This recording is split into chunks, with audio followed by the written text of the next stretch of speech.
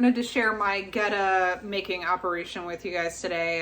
Goetta is a German, but only Cincinnati German thing. So when German immigrants came over to the States and ended up kind of settling down in Cincinnati, they invented something called Goetta. If you are from Pennsylvania, scrapple is sort of similar, but basically it is steel cut oats mixed with beef and pork ground. And seasoning, so it kind of stretches things, so it's a good economical way to stretch a buck. Since we had our own pigs this year, it was a good use of some of that ground pork, and then I had to purchase a few pounds of beef. So I tripled my recipe, 3 pounds of each. It was 7.5 cups of steel cut oats, which was kind of expensive. I had to buy the Quaker oats brand because they didn't have it otherwise. I have a cat playing in the back behind me. And today, I made it yesterday, I'm using this cool vacuum sealer that I actually got at Aldi, and I'll show you what we have here. So I use this big old pot to make everything, and honestly I probably should have made it even in an even bigger pot because it was all the way to the tippy top. The kids thought it was going to overflow the whole time. So when I was finished, the instructions said to put them in the fridge overnight, but I really struggled with popping it out of my containers, even though I used parchment, but it was just too mushy.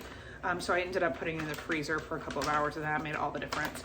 I have 2 of these super cube sets. Look how cute they are. I always bring that up. They're like the confetti style, and they come with this nice lid for the freezer, so there's really no fear of spillage. But the cool thing about this is it goes up to a cup, this higher line, or this half cup line. So if you're trying to portion control something, so 2 of these cubes though also equals, since it's 2 cups, equals a pound. So that's perfect. And then here's my little finished product. So 1 pound, and I just kind of put G for Goetta and the date at January 2025, and sealed it up. Look how professional it looks. So I would totally even give this, to somebody. I don't know who would want my Goetta, but a neighbor or whatever, to give it a try. So if you want to stretch a buck, give it a try. I like it a lot. I like the steel cut oats. The kids aren't really oatmeal fans, and they like it. Basically, you cut it up however you like. You can actually make it into a mush in your pan and just kind of have it loose, or you could slice it up in different ways. When it comes in the store, it's pretty expensive these days. That's why I did this. I want to say it's like $7 a pound these days at the grocery.